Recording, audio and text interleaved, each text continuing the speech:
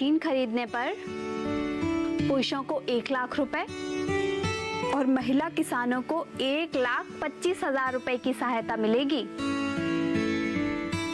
भाभी अब अंत में ये भी बताओ,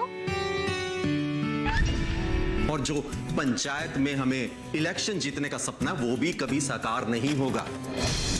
और अगर मेरा पत्ता साफ हुआ ना सरकार, तो आपकी विकेट भी बहुत जल्द गिर जाए। तुम अगर इसी तरह बकवास करते रहे हुकुम सिंह, तो मुझे कहना पड़ेगा कि दफा हो जाओ यहां से। सरकार, सुलेमान के घर के बाहर खड़े होकर जो मैंने सुना, वो बस एक बार आपको बता दूं, फिर मैं यहां से दफा हो जाऊंगा।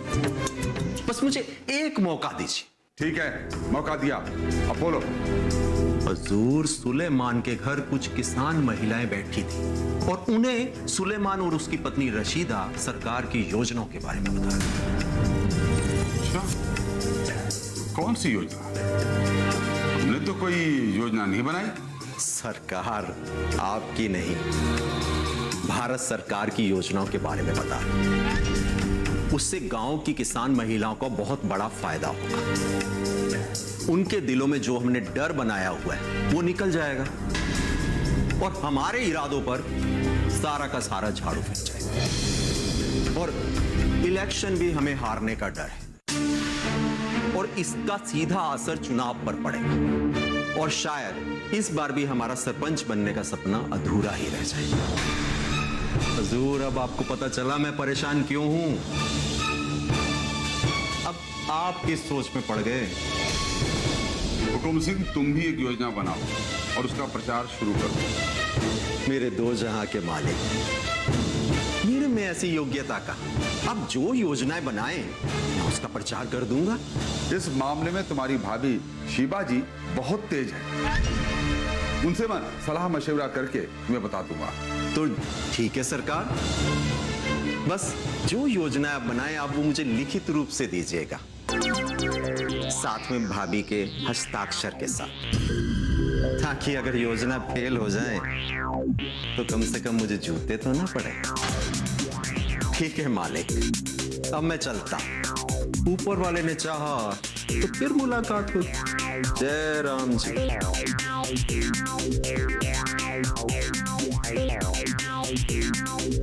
लोमड़ी की तरह चालाक है ये हुकुम सिंह, अपना बचाव का रास्ता निकाल ही लेता है।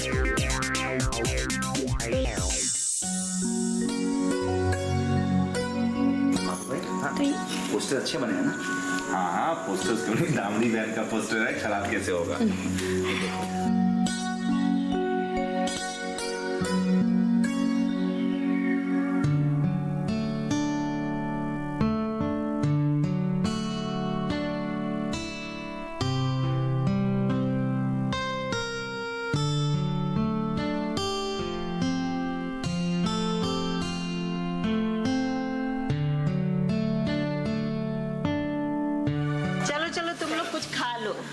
क्योंकि खाना भी उतना ही जरूरी है। वो क्या कहावत है माधव? चाची वो कहते हैं कि भूखे पेट भजन न होए गोपाला। हाँ सही बोले। चलो चलो खा लो तुम लोग। खाइए सुलेमान भाई। लीजिए चाचा। लो ना आप लो। Thank you.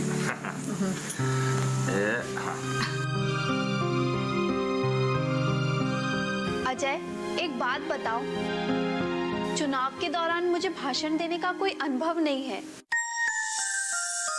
मेरे भाषण कौन लिखेगा? भाषण कौन लेकर देगा? क्या मतलब है रसीदा चाची? अजय बेटा, रसीदा का कहने का मतलब है कि जैसे नेताओं का भाषण कोई लिख के देता है ना, तो वैसे रसीदा का भाषण कौन लिख के देगा? रशीदा चाची, न तो आपका किसी का लिखा हुआ भाषण पढ़ने की जरूरत है, न लुभावने सपने दिखाने की। आप जो भी कहेंगे अपने सच्चे दिल से कहें और कोई भी झूठे वादे नहीं करें। हमें ये सारे पोस्टर्स को जाकर गांव की दीवारों पर चिपकाना होगा। और साथ ही साथ गांव के हर घरों में जाकर चंदा भी इकट्ठा करना होगा और उन्हें बताना होगा कि हमने गांव वाले किसान बहनों और भाइयों के लिए क्या-क्या योजनाएं बनाई हैं। लेकिन चुनाव जीतने के बाद हमारी प्राथमिकता क्या होगी दामिनी? अपने गांव का हर घर साफ सुथरा हो, साथ ही साथ हर घर में जल की व्यवस्था हो और हम पूरी कोशिश करेंगे कि हमारे गंगापुर गांव को आदर्श गांव का दर्जा मिले। इंशाअल्लाह अपने गांव को जरूर आदर्श गांव का दर्जा मिलेगा।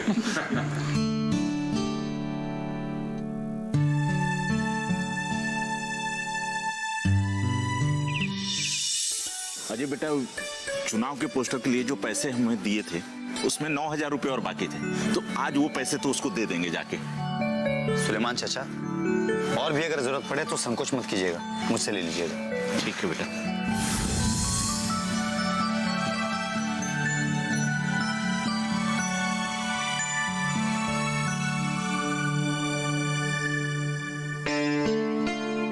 सुलेमान चाचा, आपने एक बात गौर किया?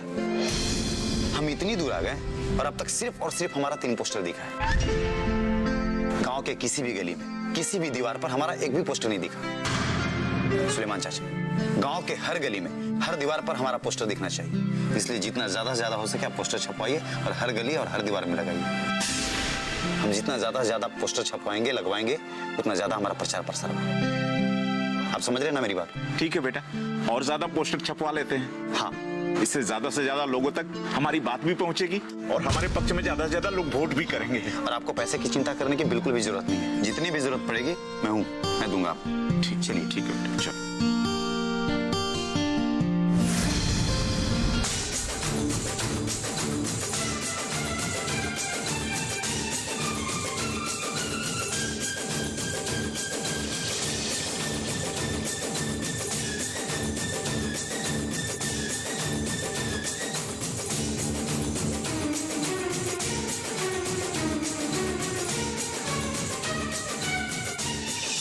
आप लोगों को सूचना पहुंचाई गई थी कि हमारे घर आए और आप लोग आ गए। आप सभी का बहुत बहुत धन्यवाद। बैठिए। माधव भैया, बाकी महिलाओं का तो पता नहीं, लेकिन मैं तो बसंती भाभी के हाथ की बनी चाय और चटपटे छोले भटूरे खाने आई हूँ। हाँ हाँ साध्वी भाभी, क्यों नहीं, बिल्कुल। साध्वी, छोले भटूरे और चाय अभी लाऊं या बाद में? अभी नहीं भाभी, थोड़ी देर के बाद। सबसे पहले हम उन सरकारी योजनाओं के बारे में सुनना चाहेंगे जिसके लिए आपने हमें यहाँ बुलाया है। अच्छा, आपको ये कैसे पता कि हमने सरकारी योजनाओं के बारे में चर्चा करने के लिए आप लोगों को बुलाया है? ये लो, पूरे गांव में तो इन्हीं योजना के बारे में चर्चे हो रहे, फिर हमें कैसे पता नहीं चलेगा? बसंती भाभी, हमें भी बताइए ना इन योजना के बारे में, हम भी जानना चाहते हैं। सरकार की ये योजनाएं किसान महिलाओं के लिए हैं, जिनसे उनका जीवन सुखद और बेहतर होगा। खेती और महिला किसानों से जुड़ा हुआ कोई भी प्रश्न आप मुझसे या इनसे पूछ सकते हैं। बसंती भाभी, मैं नारियल की खेती करना चाहती हूँ, कोई खास योजना है इसके लिए? Bank aided credit capital subsidy, जहां पुरुषों को 25% मिलती है, वहीं महिलाओं के लिए 33.3% मिलती है। क्या भंडारण क्षमता बढ़ाने और भंडारण की आधारभूत संरचना को सुधारने में हम महिलाओं की कोई खास भूमिका निर्धारित की गई है? भंडारण क्षमता बढ़ाने के लिए पूंजीगत लागत में जहां पुरुषों को 25% सब्सिडी मिलेगी, वहीं महिलाओं को 1/3 अर्थात 33.33% मिलेगी। और भंडारण के आधारभूत संरचना के लिए भंडारण क्षमता के अनुसार सब्सिडी की दर अलग अलग है। जहां महिलाओं के लिए अधिकतम 3 करोड़ है, वहीं पुरुषों के लिए 2.75 करोड़ है। हालांकि प्रति मेट्रिक टन पर सब्सिडी की दर के लिए अलग अलग स्लैब बने हुए हैं। भंडारण के अतिरिक्त अन्य आधारभूत संरचना के लिए क्या सब्सिडी मिलेगी? जहां महिलाओं को कुल पूंजीगत लागत की 1/3 सब्सिडी देने का प्रावधान है, वहीं पुरुषों को 1/4 सब्सिडी देने का प्रावधान है। आप लोगों को ये भी बता दूं, जहां अधिकतम राशि महिलाओं के लिए 5 करोड़ है, वहीं पुरुषों के लिए सिर्फ 4 करोड़ ही है। राष्ट्रीय खाद्य सुरक्षा मिशन में अगर महिलाओं के लिए कोई खास बात हो तो बताइए। मैं बताता हूं। पहली बात तो ये कि कुल आवंटित राशि का 30% महिला किसान के लिए खर्च करना है। उदाहरण के लिए महिलाओं के लिए स्वयं सहायता समूह या कृषक उत्पादक संघों को दाल और मिलेट के मार्केटिंग के लिए एक ही बार 2 लाख की सहायता दी जाएगी। और राष्ट्रीय सतत कृषि मिशन में महिलाओं के लिए क्या है? महिलाओं के लिए सब्सिडी का क्या सिस्टम है? क्या यह पुरुषों को मिलने वाली सब्सिडी से कम है या ज्यादा? सभी प्रकार के ट्रैक्टर या पावर टिलर के लिए सब्सिडी का प्रावधान है।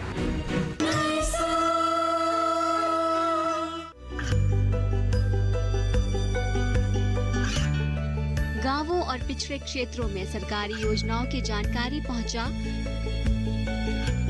देश में कौशल और क्षमता विकास कर ग्रामीणों को सामाजिक बदलाव और विकास से जोड़ने की दूरदर्शन किसान की पहल चौपाल चर्चा देखें सोमवार से शुक्रवार सुबह 9 बजे।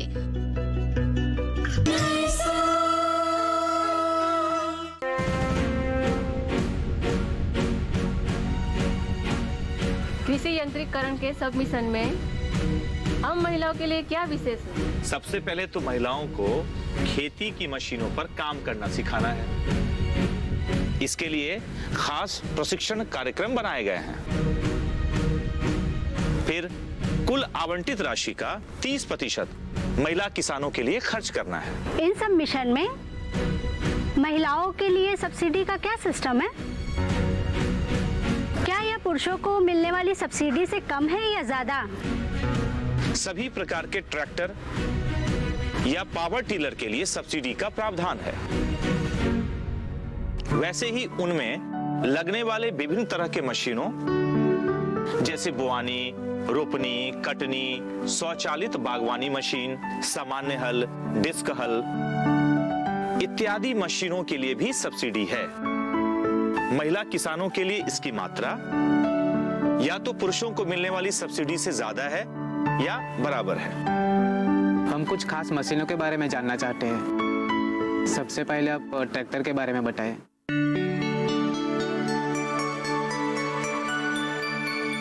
इससे ज्यादा शक्तिशाली ट्रैक्टरों के लिए यह राशि 1.25 लाख और 1 लाख रुपया है। और पावर टिलर खरीदना हो तो?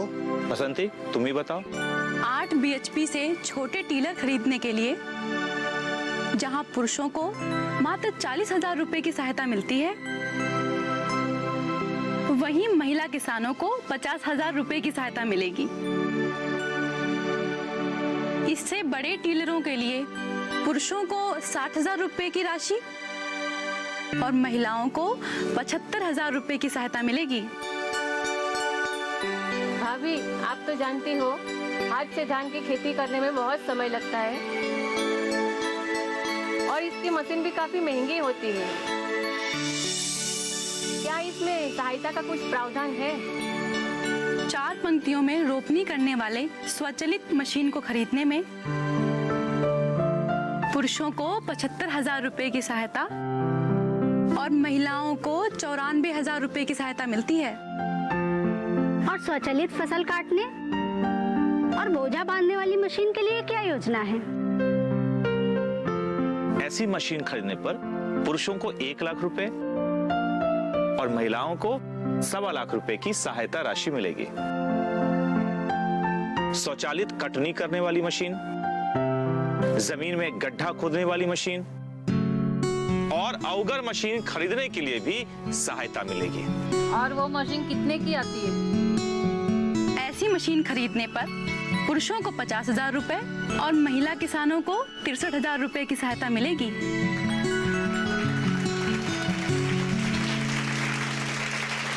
बसंती भाभी और माधव भैया, आपने हम किसान भाई और बहनों को इतनी महत्वपूर्ण जानकारी दी, उसके लिए बहुत बहुत धन्यवाद।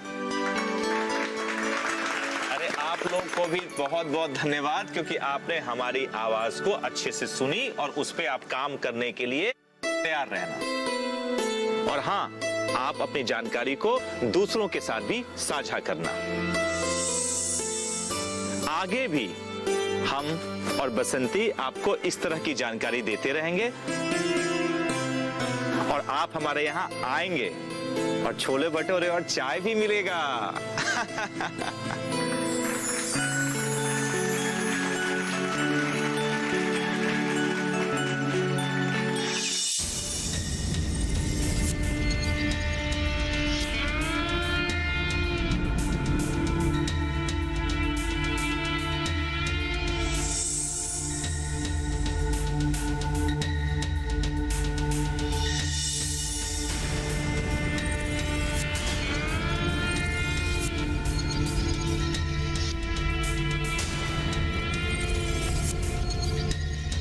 राम राम हुकुम सिंह जी। राम राम हुकुम सिंह जी। राम राम। अरे तुम लोग आ गए? आ गए मतलब दिखाई नहीं देता। मेरा मतलब है कि तुम लोगों ने वो काम कर दिया जो बोला था। आपका काम था, कैसे नहीं होगा? जी हाँ हुकुम सिंह जी, गांव में जहाँ भी दामिनी रसीदा और बसंती के पोस्टर लगे थे वो सब हमने फाड़ दिए, उसके जगह पे आपका पोस्टर लगा दिए। अरे वाह, वेरी गुड वेरी गुड। चलो अच्छी बात है, अब ठीक है, तुम जाओ। हाँ जाओ मतलब पैसा दो हमारा। देखो भाई, तुम दोनों ने काम तो बड़ी ईमानदारी से किया, पैसा भी तुम्हें मिल जाएगा, घबराओ मत। हाँ ये क्या बात हुई हुकुम सिंह जी, काम कराया है, पैसा दीजिए। तो पैसे को मैं कहाँ मना कर रहा हूँ, पैसा मिल जाएगा। अभी तो बहुत से काम करने हैं, अभी तुम करो इसी अच्छी लगन से काम, पैसा तुम्हें मिल जाएगा। ठीक है? ये क्या बात हुई हुकुम सिंह जी, काम कराया है तो पैसा दीजिए। देखो भाई, घबराओ मत, पैसा तुम्हारा है, कल तुम्हें मिल जाएगा पैसा। ठीक है? पैसा तो हमें आज ही चाहिए हुकुम सिंह जी, वरना आपकी सारी पोल पट्टी हम खोल देंगे। ऐसा नहीं बोलते भाई मेरे। बिल्कुल दीजिए हमारा पैसा, नहीं तो पोल पट्टी खोल देंगे। अच्छा एक काम करो, तुम संध्या को आ जाओ। ठीक है? संध्या मतलब? संध्या मतलब शाम बेटा। अरे जाओ जाओ, तुम्हारा पैसा मिल जाएगा। ठीक है? शाम को हमारा पैसा मिल जाना चाहिए। हाँ हाँ बिल्कुल, साथ में चाय भी पिलाऊंगा। जाओ चलो चलो।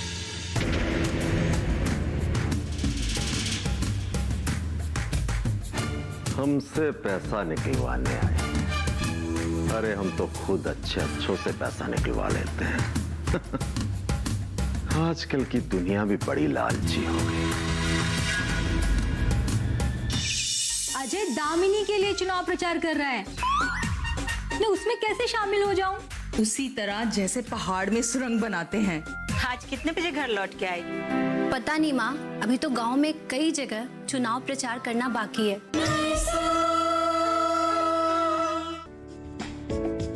ये कामयाबी है अन्नदाता की, ये कहानी है खेत और खलिहानों की। कैसे करें अपने पशुओं की देखभाल,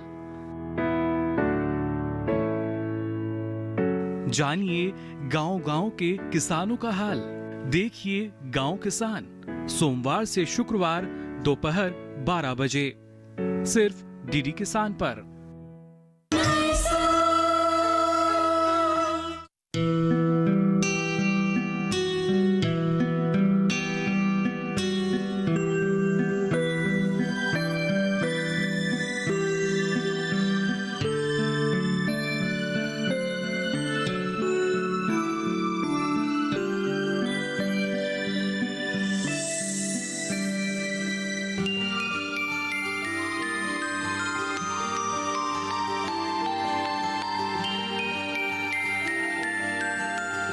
वाह मेरी बच्ची, आज तो तू किताब पढ़ रही है। मुझे कितने दिनों बाद किताब पढ़ता देख बहुत अच्छा लग रहा है। कौन सी किताब पढ़ रही है? कहीं फिर से जासूसी नावल तो नहीं पढ़ने लगी? नहीं मम्मी, ये एक धार्मिक किताब है और इसमें ये लिखा है कि अगर आपका मन विचलित हो तो उसे शांत कैसे किया जाए।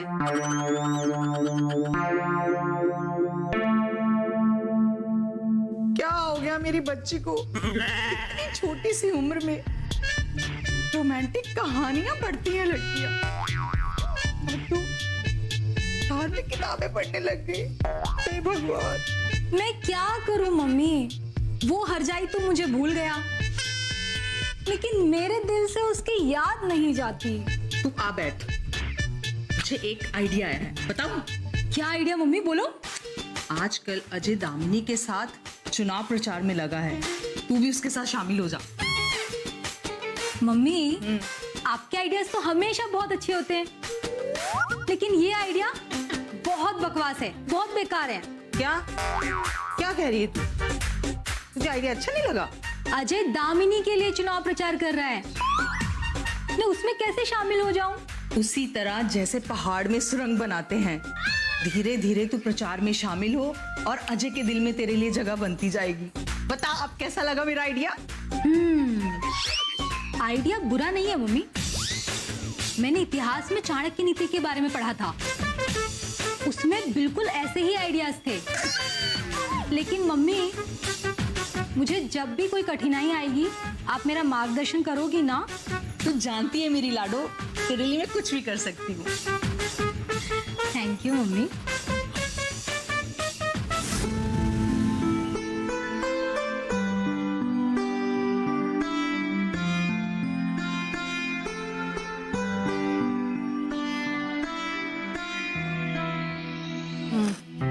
आज कितने बजे घर लौट के आई? पता नहीं माँ, अभी तो गांव में कई जगह चुनाव प्रचार करना बाकी है। मुझे लगता है आते आते 7-8 तो जरूर बच जाएंगे। लेकिन आप क्यों पूछ रही हैं? अरे तेरे लिए नए कपड़े खरीदने हैं मुझे। माँ, लेकिन मेरे पास बहुत सारे कपड़े हैं, आप चिंता मत कीजिए। बेटा, ये उम्र पहनने ओढ़ने की है। जब तू चुनाव जीत जाएगी तो उस समय नए नए कपड़े चाहिए कि नहीं? लेकिन माँ, अब मुझे भाषण मत देने लग। आज जल्दी घर लौट के आओ, हम दोनों मार्केट चलेंगे। आप तो मुझे अभी भी ऐसे डांटती हैं जैसे मैं अभी तक बच्ची हूँ। बच्चों जैसी जिद करोगी तो डांटूंगी नहीं तुझे। क्या माँ, अभी ना। नमस्ते सविता चाची। नमस्ते सरपंच जी। अरे अभी चुनाव भी पूरे नहीं हुए और तुमने दामिनी को सरपंच बना दिया। चुनाव में दिन ही कितने बचे, वो भी आ जाएगा, ये चुनाव भी जीत जाएगी और सरपंच भी बन जाएगी। मैडम, अब आप उठ भी जाइए, अपने साथी हमारी राह देख रहे होंगे। अरे दामिनी को अच्छे से नाश्ता करने दो ना, और तुम भी बैठो नाश्ता करो, फिर जाना तुम लोग चुनाव प्रचार करने के लिए। सविता चाची, आप भी ना बिल्कुल मेरी मम्मा की तरह डांटती हैं मुझे। अरे बेटा, डांटना पड़ता है, वरना जिद्दी बच्चे सुधरते नहीं। अब चुपचाप बैठो, नाश्ता करो। अब तुम्हारे लिए भी नाश्ता लेके आती हूँ, बैठो।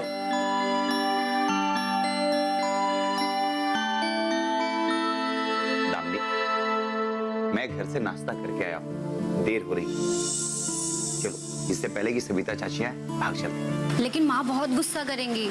तुम उसकी चिंता बिल्कुल भी मत करो, मैं हूं ना, मैं मना लूंगा सविता चाची को। एक काम करेंगे, वापसी में मैं तुम्हें घर छोड़ दूंगा, ठीक है? अब चलें? एक मिनट।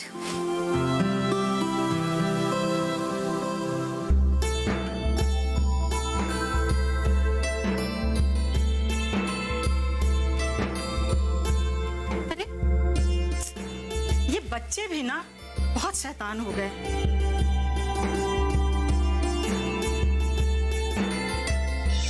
माधव भैया, ये बताइए, रोटावेटर, रोटा पडलर और रिवर्सिबल हाइड्रोलिक प्लाऊ के लिए क्या सरकार से हम महिलाओं के लिए सहायता मिलेगी? हमारे किसान भाइयों को 18,000 रुपए और महिलाओं को 35,000 रुपए की सहायता मिलेगी। बीज वाटिका के पट्टे देने, फ्री प्रोसेसिंग और पेराई की मशीन खरीदने, नहीं सोच के